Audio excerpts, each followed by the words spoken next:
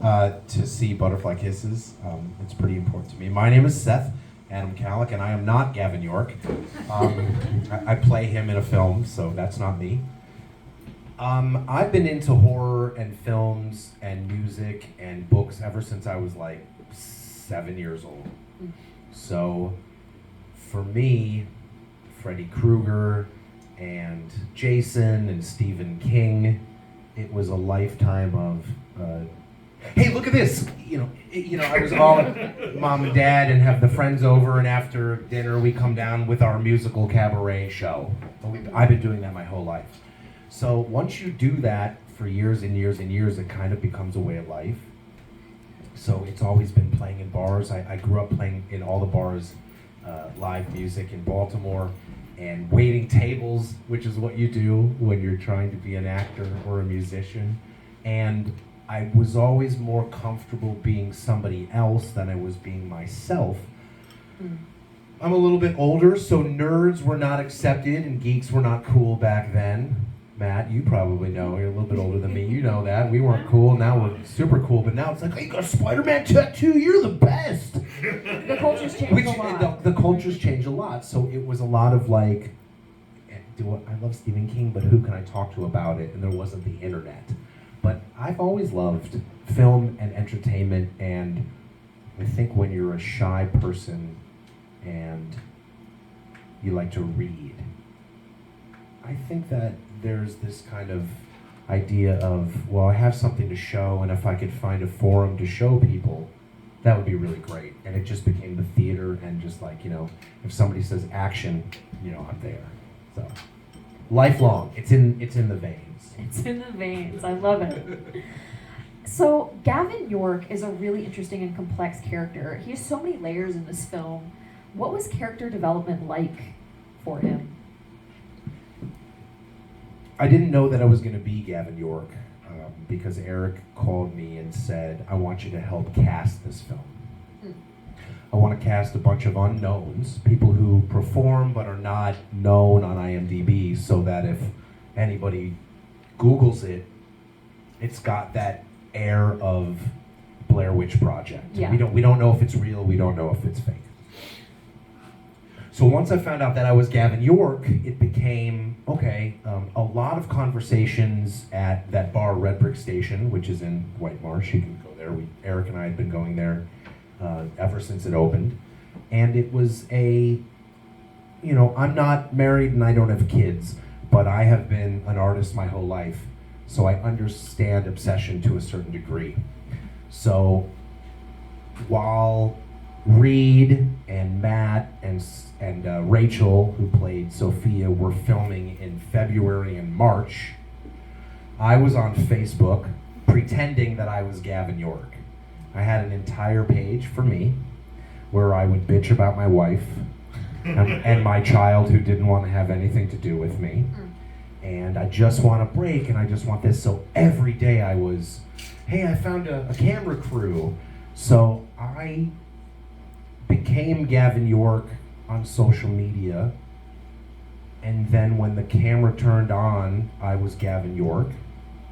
And because 90% of my performance is improv, if you didn't figure that out, everything that happens to me, Seth, is happening to Gavin.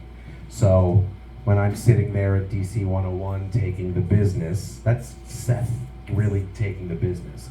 So it was a lot of, how do we make a sympathetic character that you don't hate right off the bat? Now, if you hate him right off the bat, that's okay too. But I've heard people in conversation talk about the merits of Gavin York, saying, I really hated Gavin York, but then I started to understand what would happen if that happened to me, right? Sure. So it really became, let's just, I was like, let me just play him as I would with people who are not actors. Matt is a famous author. He'll tell you all about it. And and Reed's been acting, and everybody else was an actor. We had a casting call, but I think there's maybe like in the middle. So there's the found footage, there's the documentary, and then the talking heads, right? If we can all agree on that. And in the documentary, there's me, Eileen, and Gavin's mom are the only actors, and everybody else is a real person. So when you're with a bunch of people and you know that you have to do something, it's very easy to kind of get caught up in that moment. But I will say that I'm sure everyone here has some form of social media. Being on social media every day, and Gavin York got a lot of hate and had some real enemies that were real people. Somebody in a whitewashed Michael Jackson mask like haunted me for like 3 months. And every day I would wake up and there'd be like 15, 16, like, you suck, buddy, you take care of your kids. And I was like, I'm an actor, but I can't say that. How carefully curated was that social media presence? Like, was that you like exploring the character, or was did the crew like dictate like, okay, on May 20th you need to make a post because this is our timeline of? I would get the actors, Reed, Sophie, and myself would receive kind of like weekly updates from Erik, the director. And he would say, okay, well, here's kind of the outline, very Curb Your Enthusiasm. If you know how they do their show, you get an outline and then you just go. So Erik would say, all right, this week, the scene is at the VFW. So these are the facts that you need to have. And this is kind of what your idea is. Also, wouldn't it be great to, make sure that you go online? So every time we filmed a scene, I would go and go on Facebook, and everybody tells you everything that they do online, right? Like, you know what I mean? Like, I was at the gas station and they didn't have my bubble gum. I'm gonna shoot somebody. You're like, what are you talking about? So, like when we went to the college and we did that scene where you couldn't find the students, I went out and Erik was like, make sure that you get online and bitch about how you couldn't find anybody. And so in the car on the way back to wherever we were going, I'd be like, couldn't find the guys and beep bop bop. Now you can go to Gavin York's Facebook page. You can still do it, and in real time to how the movie is filmed, you can see all of the messages. So there is an entire profile with me drinking like a big glass of wine. I'm like, hey everybody, and that's Gavin York. So it really, there was a lot of communication. I was very much in the know, which didn't change things from when I performed it, but I want to have all the information in my head so that, like, when you say action, if I just have to go, I can just go. We all know if you practice makes perfect, right? But that audience engagement, like that Michael Jackson mask, like that was real. That was real. There were some people who were in the crew whose job it was to give me like shit and like stoke the fire, and edge me on, because I'm a very emotional human being and I'm super sensitive. I'm a super sensitive person. And so it really started to, I think anybody who's ever had, I'm not on Facebook, by the way, anymore, I'll let you know. But I think that anybody here knows that if you have social media, if you say something like, I quit smoking for 10 years, you'll get 900 likes. And if you say something, hey, I just created this painting, you get like 6 likes. And you're like, what is that about? So the reactions of the people really informed Gavin York. It really gave me this sense of dread and kind of defeatism, not being married, not having a kid. So when the camera turned on, all of that shit that I went through was very much evident in the film. Gavin really is pummeled emotionally and verbally throughout the film. Yes. That's true. And I mean, at the end of the day, he sacrifices so much for this film. What was it like filming those emotional moments, and how did you care for yourself as you were filming those very intense scenes? I think the two most intense scenes were DC 101 and probably the breaking up, the finding out that my wife left me. And the DC 101 scene, I knew we were going to DC 101, but I didn't know what was going to happen. And they said, here's Mike Jones, you're going to meet him, and you're going to promote the movie the way that you're supposed to promote the movie, and then we're going to take some calls. And it was about 30 minutes of people that were in on the joke, because the radio station was not on that day. So we were in there filming. Cool. So we were in there, that's really Mike Jones, he's really the daytime DJ. And like as soon as people started, no man, you made him real, that's you. And that's really Seth. I'm at the point, because we filmed it linear, we filmed it in order, which you don't really have the luxury of doing that when you make films. It's all really kind of out of order. So because I'd been doing it for a while, I was just like so beat down. So I think that if you're sitting there listening to headphones and somebody is trashing you, and then it's 1, 2, 3, 4, 5, 6. I mean, I don't want to count to 40. Yeah. Because I can, but you'll see there's a scene where I go like this and then I turn, and that's really me trying to get away from Kenny, because documentary style means that you know the camera's on you. So I'm consciously aware of this when I'm performing, to do things that maybe you would do in a documentary, like, turn the camera off, man. You gotta have one of those in there. But that was really, really difficult, and I was really upset. Plus, I didn't know I was actually gonna talk to Eduardo Sanchez, who was actually a creative consultant on the movie, and I was like, big fan, That's really me going like, ugh. Now, I was really concerned about the end scene where I had to cry, because I didn't know how I was going to do that. And I had tweezers in my pocket to pull like some nose hairs. I was like, I'll just yank a couple and cry. But it was the very last day of shooting, and I had broken my toes running in the tunnel the night before. And there was an alternate ending that was filmed that was not in the film. There's also a 4-hour work print of the film. It was cut down to an hour and a half. So originally Gavin brings a whole bunch of people to do the eye test, and then gets mad and starts a fight, and it just erupts into a melee. So I got punched in the nose that day too. So it never makes the movie, but I broke 2 toes and I got my nose punched in. By the director of the film too, by the way.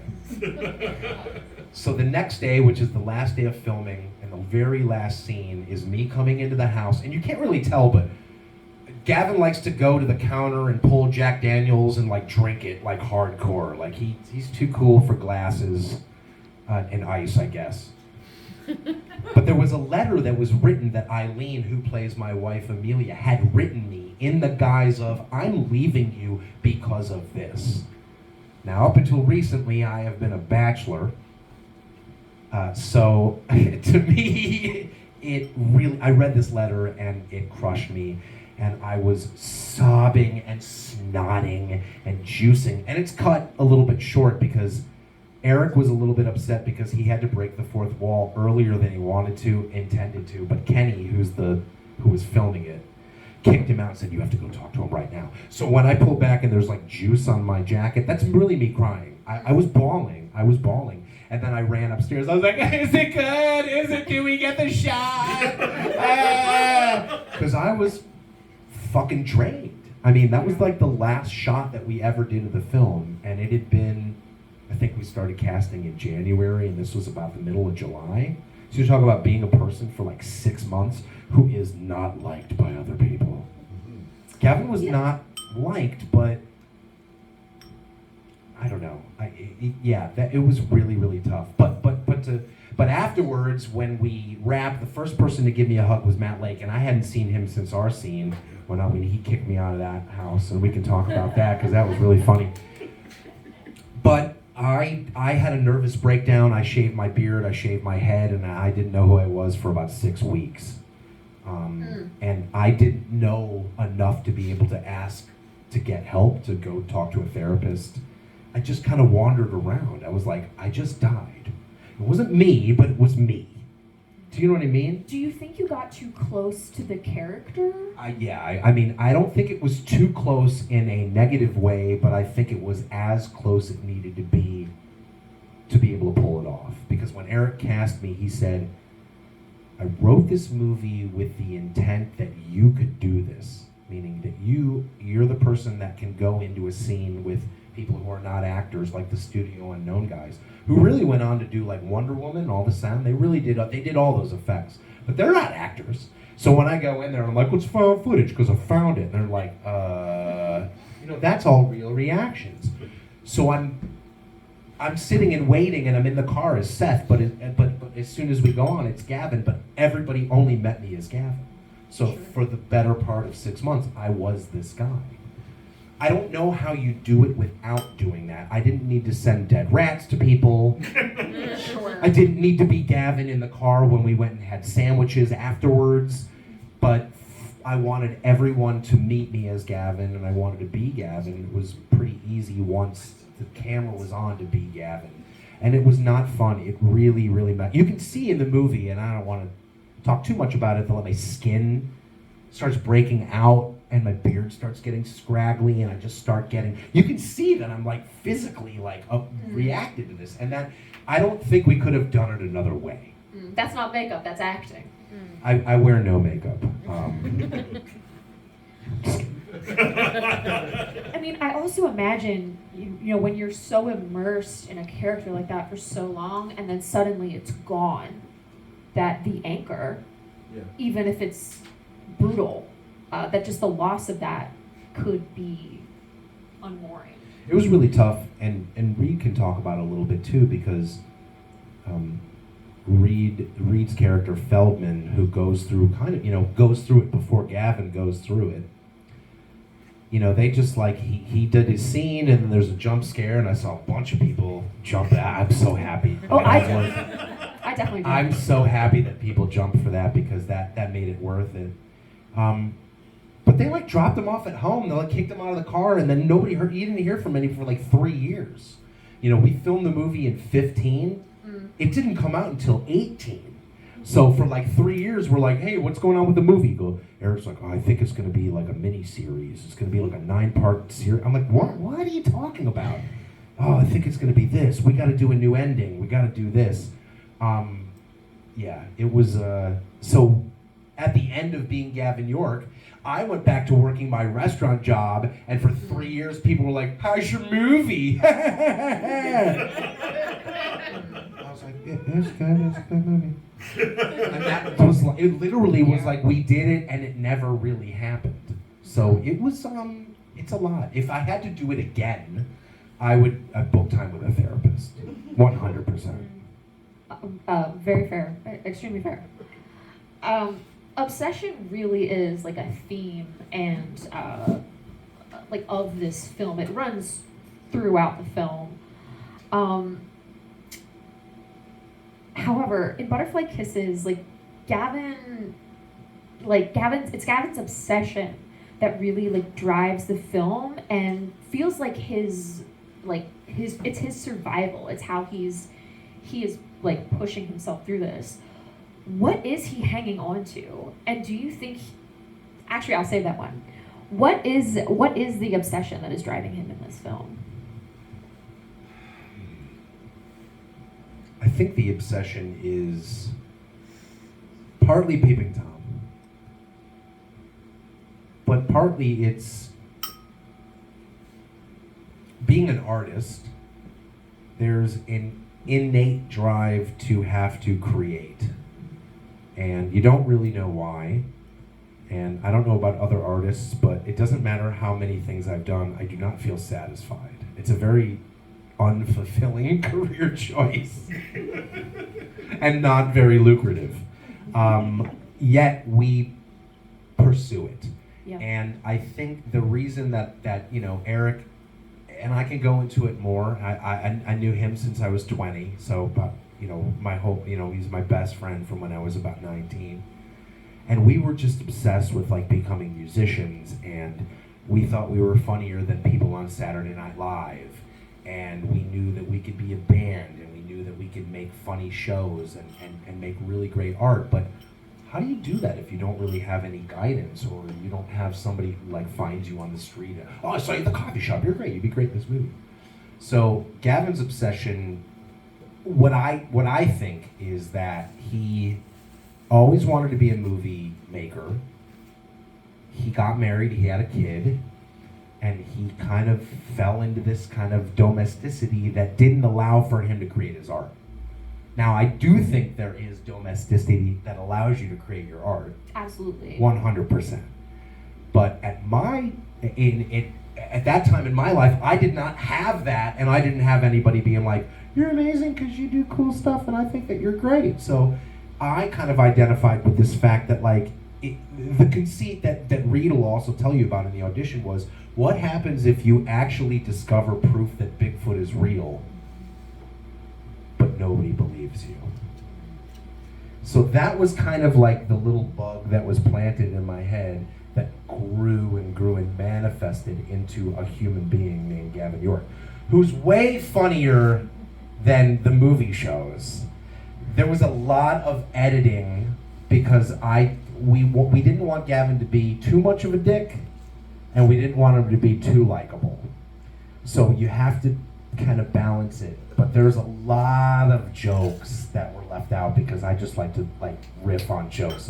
So there was some things that were cut out that probably were a lot funnier that were like, it didn't play very well. I personally thought the film was surprisingly funny. Surprisingly funny. Right? I mean, like the scene where you get kicked out of his house, I was like, oh my god. Everybody, please give it up for Matt Lake. Yes.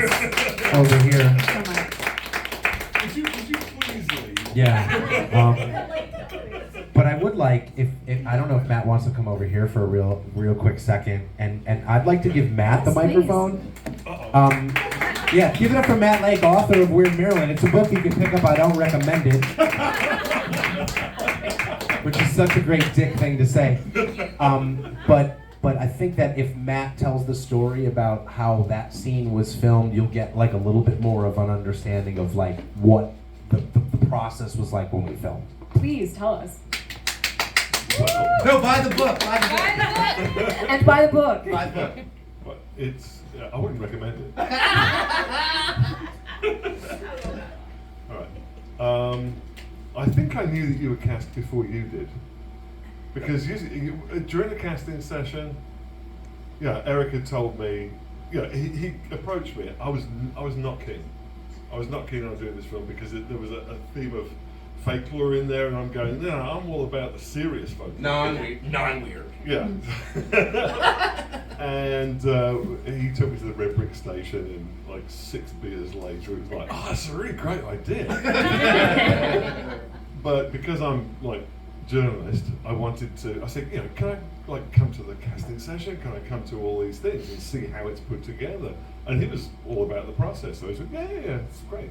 So the casting session was at Seth's place of work, so he was kind of hosting, and I was just there observing, and Reed was there auditioning, and he thought that I was the director, so he was playing to me. Why did he think you were the director? Because he was British and had a scarf. I agree with you. I still stand by it. I really liked Seth's company, and we were hanging together during the casting session. I think Erik was going, oh no, these two are going to hate each other, so we got separated.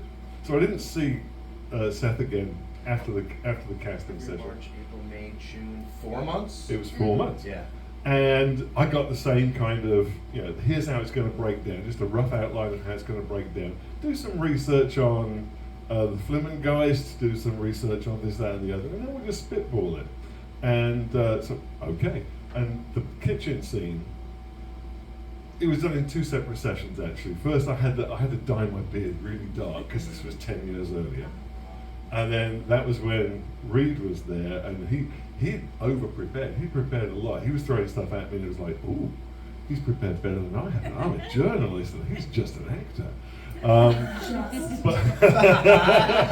And then I had to wash the dye out of my beard and like shaved it down, and the natural grey came out.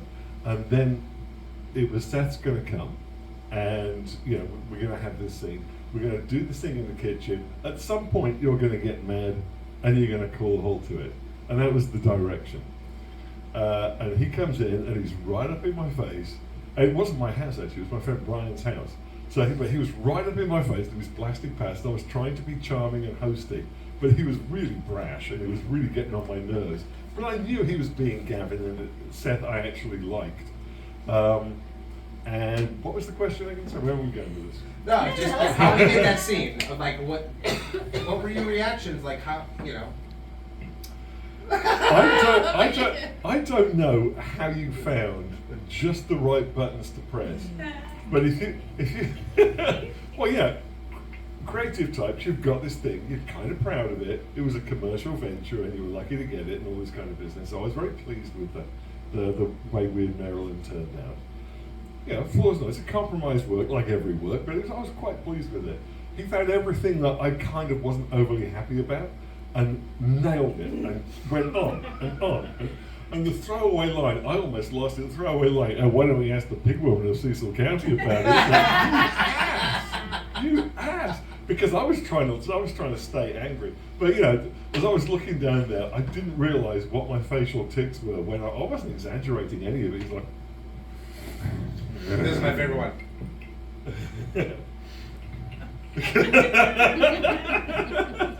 That moment oh, that's was right, great. the look away thing. Yeah. But I mean, that was a scene where you didn't, as a non-actor, Mhm. now you are, but like, Yeah. we were like, my job was to get kicked out of the house by Matt. So I read the whole book. I think I came in and said, "Oh, I love your book so much. I got it at a used bookstore." You know, like not paying for his book just to like piss him off. And I researched all this stuff, and I was like, if he goes A, I'm gonna go B. If he goes C, I'm gonna go D. If he goes E, I'm gonna go G, or whatever. You know, and it Was I have a great picture that I'll share with everybody because the rest of that day I followed Matt and Erik around. They were filming some other footage that didn't make the movie, but I was trying to watch it and I was like sneaking in and I saw Matt and he was like and I took a picture of him giving me the middle finger and it was the greatest thing in the world, which meant a lot to me when we wrapped and he was the first person that hugged me and lifted me up over his ears. Yeah, I did. I forgot about it. Yeah, right up. Ladies and gentlemen, Matt Lake, author, Weird Maryland, and actor. I love you, buddy. Thank you so much. Honestly, that scene was one of my favorites of the movie because the way you guys played off of each other was fantastic. He threw the microphone at me at the end. It cuts. Ooh. He goes, "How do you take this microphone off?" And I said, "Why don't you ask the pig woman of Cecil County?" And he threw the microphone at me, but it cut before that scene happened because it was too funny. I'm sure your sound guys loved that. Oh my gosh. So something specifically about found footage that I love is that so much of it relies on the failures of technology. And as we all know, technology has changed enormously over the past few years. How do you expect, and this is, kind of a broad question for everybody, but how do you expect that as technology grows and changes, it's going to change this genre of film? Well, I think in the pandemic, if anybody saw The Host, which was a movie that was basically a Zoom seance, and then everybody started getting wiped out, which was I thought it was fantastic. I thought it was a great use of technology. I think that the cool thing about found footage is that we're kind of obsessed with the recording of events as a people. If you ever go anywhere and something's happening, you can't even go to a concert these days without everybody having their phone on. I think there could be a TikTok movie. I don't follow it, but I think there could be a TikTok movie where it was just like somebody's feed and you just see them go to the end. What I like about found footage are the different ways of relaying a story in a way that captivates the audience, whether it's the transmissions from outer space and you're going and you get killed by aliens, or it's just like, here's a thing. Butterfly Kisses was really a meta critique on found footage, which is why there's 3 layers. So it's a documentary about a documentary about a documentary. And it shows all those things, like here's the box, we showed the box, and this is the trick. So we used the tricks and then dispelled the tricks. I think that as long as there's a compelling story to tell, and that the work that goes into it is as passionate and,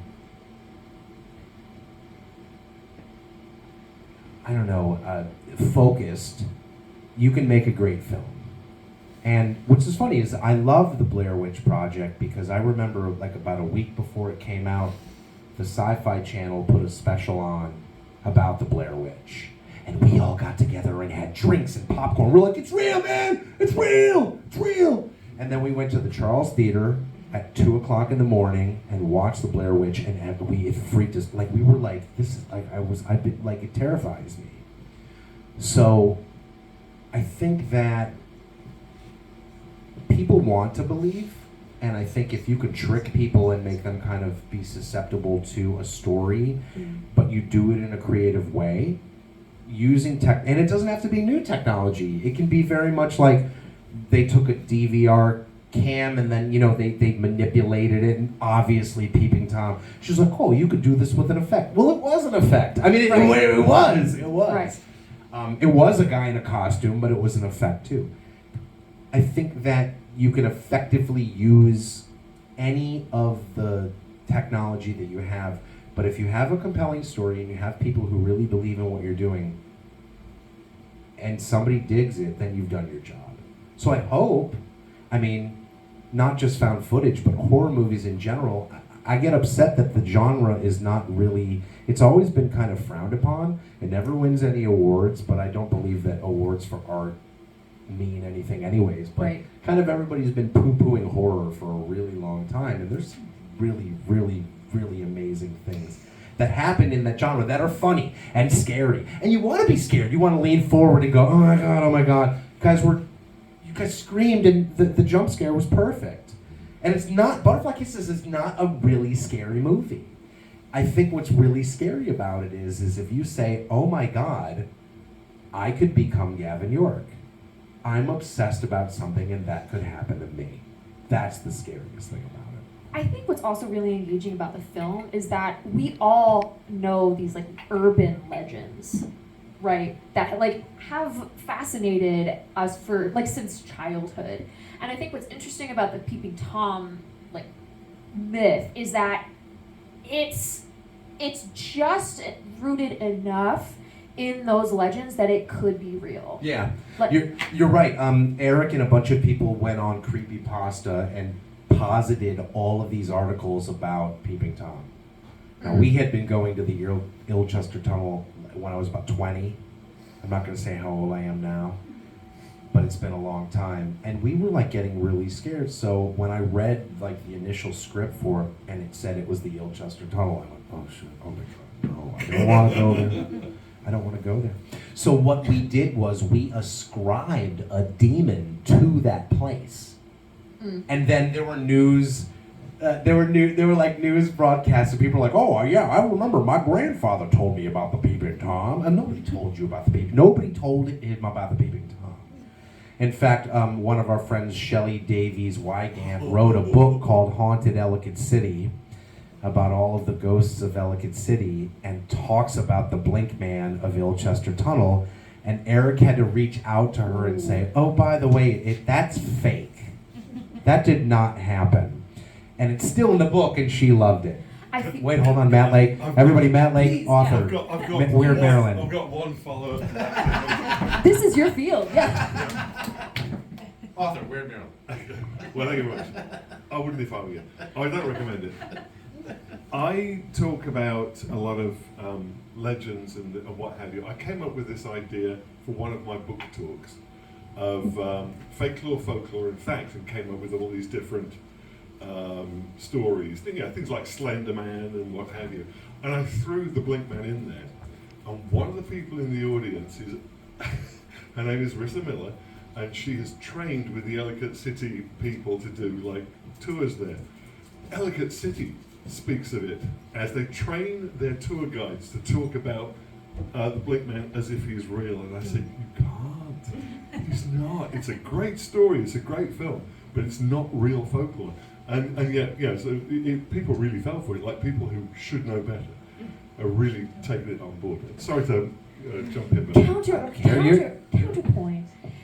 Could this, the way people are adopting the story and building on it, could this be like the first steps of Peeping Tom becoming real folklore? It almost undoubtedly is.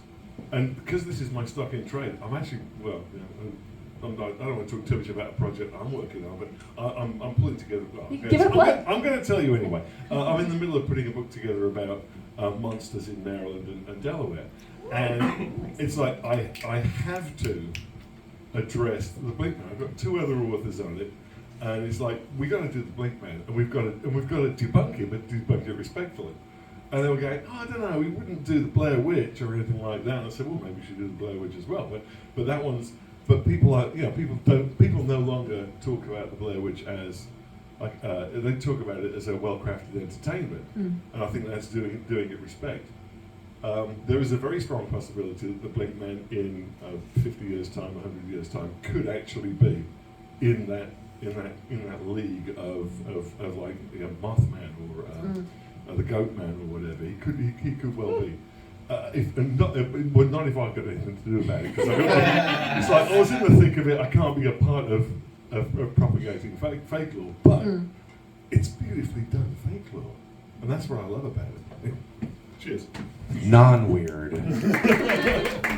Well said, well said. I want to get that book. I know, I want the book too. What's it called? I've got to finish it. It's not done yet. I have one final question for you tonight. What advice would you give aspiring actors, artists, and filmmakers in Baltimore?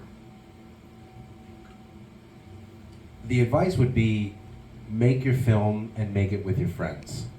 And do it on the weekends, and you don't need money to do it. You just need a great story and people who want to do it. I didn't make this movie and go, hey, I'm gonna be famous. It was like, hey, do you want to make this movie? Hey, do you want to make a project? And I said, cool. And I put everything I had into it and lost a lot because of it. And it just so happened that, Gravitas Ventures bought it, and then it's streaming, and then I get the tattoo, and then Ollie says, oh, that movie's great, you love that movie too? I'm like, I'm in that movie, That's weird, man, that's real weird. So, you just have to do it. You just have to do your art, and don't let your parents, don't let your friends, don't let anybody tell you that you can't do it, because there have been so many things that have been created because people wanted to do it than not. And this is so weird for me and so surreal because, I was talking with Matt, I was talking with Reed, who I do want to bring up here real quick and ask him a question. Yeah. That like we just made this thing, we showed up at this restaurant, and they said, okay, we're not going to tell you what this is, but this is what it's going to be. Are you in? And everybody was like, yeah, cool. Like, this is how movies are made. You're in some weird back room in a restaurant, and you're auditioning. You have no idea what you're doing, and you're calling your parents. You're like, I think it's going to be okay. I'll call you when I'm done. I hope I'm safe. And it just so happened that, Erik, rest in peace, who unfortunately passed away in 2021. We kind of grew up wanting to do this. We wanted to make movies. We loved horror movies. We're like, man, we can make a horror movie.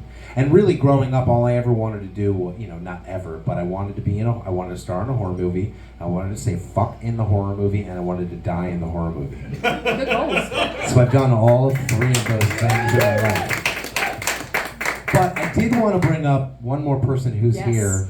Feldman himself. Feldman. A genius with the camera. Just because I don't think Reed gets enough love for being in this movie. Everybody, this is Reed DeLisle, who plays Feldman. And Reed was, I didn't meet Reed until the movie premiere, but I had watched the found footage. The found footage was about an hour and a half. And it was filmed from February and March, and then I had it from April and May, and then we filmed in June to separate it. But You met me at the auditions. No, I did, but we didn't know each other. Oh, okay, yeah. We weren't buddies until it was like, yeah, what's up, dude? 45. Yeah, I scratch my nose too. I don't know. No, I think what you said to me was like, I've watched 45 hours of your footage. I know every movement your face makes. I was like, hey, man. But not to Shanghai your questions, but like you are the pre-Gavin York of the movie, right? Sure. You go through the same exact thing, and then kind of just get like, you know, like he was found in the cupboard, you know, bye. No, but that's yeah, that's how my character ends. And no, I find it very interesting, especially this many years down the line. I think that Feldman is what Gavin York saw himself as if he never found a family. So I think the connective tissue for what is like really driving you is the same motivation that drives Feldman of just, no, I'm a filmmaker. Just because I'm behind the camera doesn't mean that I'm less important. I am the driving force of this creativity, and just because I can find the shorthand to solve these solutions doesn't mean that you get the award and I don't. And I think that same kind of false, maybe not false, but the pride and the pride and the drive, I think, is what connects your character and myself. No, that makes a lot of sense. And also, like you touched on, that unrecognized talent, I think, is also integral to your character. Yes. Well, y'all, thank you so much for joining us tonight. This was really lovely, and thank you so much for speaking so much about your characters. Ali, do you have some closing comments? I do. I actually have a question because I'm a super fan. When Sophia cuts her eye at the end, is that the award that she cracks? Yes, Okay. she cracks the. Even Matt Lake knows. Yeah, she cracks the framed award that's hanging on the wall, and she uses that glass to cut her own eyelids off. Thank you so much. Thank you. That was very exciting for me. I loved all the details of the film, and so thank you for confirming that for me. Thank you all so much for coming out. I want to give a round of applause if Matt, if you could come up as well. Just for all the actors in the film, everyone, if you worked on the film, please come on up. Let's just give them a round of applause. Take a bow. Again, yep, go on.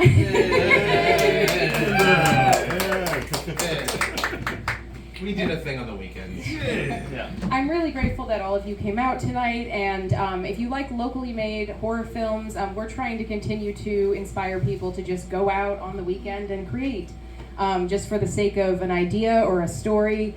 Artists need to just make more and not care so much about social media, because haters are gonna hate and everyone has an opinion. Ollie, naysayers are gonna naysay. Naysayers because that's are what gonna they nay. do. Yeah. And if anyone's interested, there is a Reddit drinking game of anytime that Sophia says Feldman's name, you take a drink, and I will let you know you will die. Now, there's also a book available on Amazon called In the Blink of an Eye, which has 13 original stories, Matt Lake, myself are included, that chronicle the rise and fall of Peeping Tom, so different stories. And then if you want to go to YouTube, you can find The Life and Death of Gavin York, which actually is a 1-hour interview show with Erik and Gavin's mother-in-law, where they get very upset about how Gavin was treated and he was dead and you ruined my life type thing. So it's kind of an extra little thing that you can go and research. Yeah. It's very cool. You should check I also that out. wish I was wearing higher socks, but We'll make sure to gather all of those links. We will be posting the Talkback on YouTube, and we'll make sure that those are all featured in your work and all of your work. And thank you again so much for coming out tonight. Thanks, everybody. Thank you. Thanks, Ollie. Thanks. It was awesome. This was great. I just wanted to thank Old Major again for hosting us tonight. They are the most beautiful space in Old Major! And if you want to hold an event here, Candace and Yoli downstairs, they are sisters. They are amazing. They have a beautiful history here and the history of this bar. Please come check them out. Give them some love. Follow them on Instagram. Let's keep Baltimore community Baltimorean. So thank you so much. Going on. And just a real quick shout out to the 5-minute portress in the back. Oh my gosh, Jen! She is phenomenal. We're next Jen. in line. I don't want, not to brag on Jen, but Jen is also, can I tell where you work? And what you do. Space sonification is what Jen also does on a day-to-day, and is a very incredibly spoken person. You should ask her more questions about what she does on a daily with the James Webb telescope. So, ooh, she's you might know our very friend. cool. We got some people on us. Thank you. Thanks, everybody. Let's drink. Yes, of course. Nerdy, but